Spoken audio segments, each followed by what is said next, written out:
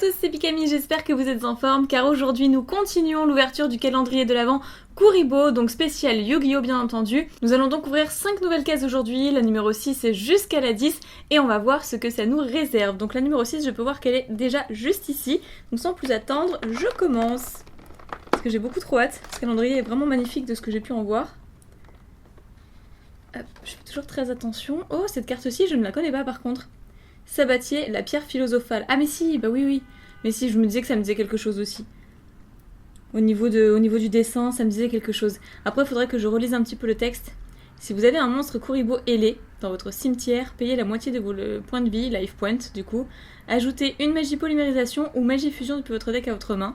Si cette carte est dans votre cimetière, vous pouvez bannir 3 exemplaires de Sabatier, la pierre philosophale depuis votre cimetière, puis cibler un monstre sur le terrain.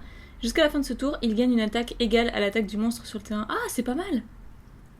D'accord, en cas d'égalité, vous choisissez. Ok, donc c'est une super rare, encore une fois. Pour l'instant, on n'a eu qu'une ultra rare, c'était le Kuribo, donc la case numéro 1. Très chouette carte finalement, ok. Je redécouvre un petit peu, c'est vrai que ça fait super longtemps. Et ensuite, la numéro 7, elle est juste ici. Donc deuxième case du jour. Oh, l'éclat du berserker, génial! Oh, j'adore cette carte. C'est une super rare également, donc une magie rapide.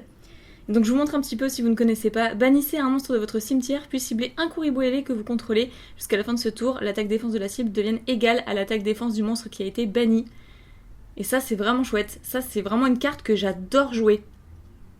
Un gros coup de cœur pour celle-ci. Alors là, je vous ai pas montré la dernière fois, je crois. Le numéro de la série, enfin le numéro de série. l'AC19 FR007. Donc celle-ci, c'est la numéro 7. Pour la case numéro 7, bien entendu. Donc c'est la numérotation du calendrier de l'Avent. Ah, une petite cloche, je sais pas si vous entendez derrière. Très bien, on enchaîne avec la case numéro 8. Je pense qu'elle se trouve derrière, justement avec un petit Kuribo ailé qui nous fait un clin d'œil. Alors la 8, elle est... Ah, juste ici. Donc je vais le mettre sur le côté parce que le calendrier est quand même assez grand. Et ici, qu'est-ce qu'on a? Ah, le robot Kuribo, trop bien. Alors c'est une carte que je jouais surtout sur Duel Links et pas vraiment dans mon deck comme ça dans les tournois.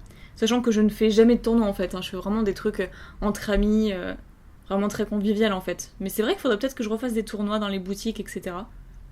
Donc Robot Kuribo que je joue beaucoup sur Duel Links, que j'aime beaucoup d'ailleurs. Super, donc une carte encore alternative à Kuribo.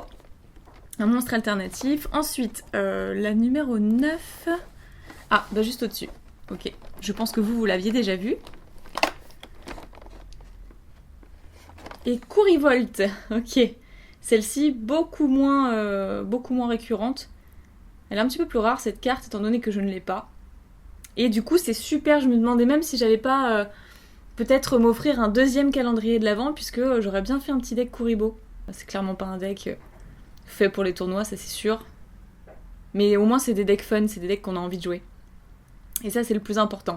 Ok, donc parfait pour Kurivolt.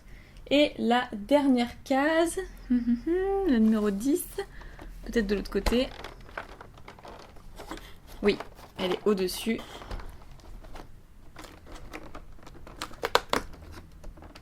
Oh, le Kuribo arc-en-ciel. On ne reconnaît même plus notre fidèle Kuribo. Alors là, il a 2 effets. Encore une fois, je vous laisse lire si ça vous intéresse, si vous ne connaissez pas du tout. Mais c'est une très belle carte. Donc je crois qu'il n'y a que des super rares. Peut-être que la carte numéro 24 ou 25, je ne sais pas, je crois qu'il n'y a que seulement 24 cases. Et je crois que la numéro 24 sera du coup une ultra rare. Ça me paraîtrait logique pour le réveillon de Noël. Ok, super. Donc je vais vous remontrer les cartes. Mais juste avant, je vais les mettre sous pochette. Du coup, ça me permettra également de vous les remontrer dans l'ordre du jour. Donc la case numéro 6, c'était la pierre philosophale. Ensuite, nous avons eu ma carte préférée du jour qui est l'éclat du berserker. Vraiment une carte que j'adorais jouer, une carte mythique.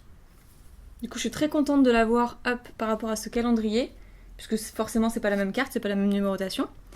Ensuite, le robot Kuribo, que je joue beaucoup sur Duel Links. Enfin, du moins auparavant, là c'est vrai que c'est plus trop le cas en ce moment. Ensuite, nous avons Kurivolt. Et la dernière case, la case numéro 10, nous a rapporté un Kuribo arc-en-ciel. Voilà, elles sont toutes sous pochette. Pochette ultra pro, bien entendu. Et voilà les cartes du calendrier. Donc bien entendu, je vous retrouve pour la suite, pour la case numéro 11 jusqu'à la 15. Et je pense que ça va être une ouverture d'enfer, du moins j'ai hâte de découvrir la suite parce qu'encore une fois je n'ai pas voulu me spoiler. Donc voilà, je découvre en même temps que vous et j'espère que vous avez passé un bon moment. N'oubliez pas de vous abonner à la chaîne si ce n'est toujours pas fait, je compte sur vous pour le faire. Mettez le petit pouce bleu si vous aussi vous avez hâte de voir la suite. Quant à moi, je vous dis à très bientôt les duelistes pour une prochaine vidéo. Bye bye!